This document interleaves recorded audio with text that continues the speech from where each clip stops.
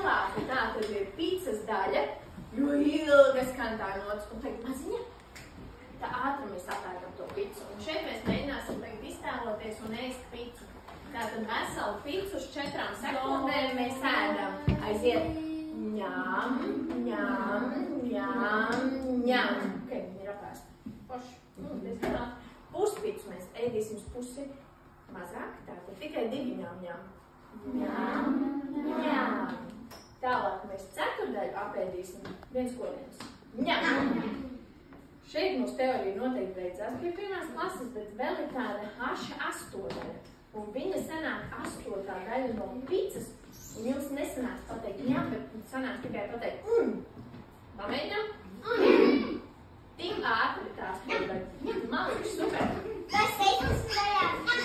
16 daļas tas vispār. Un tur kā vairs nav.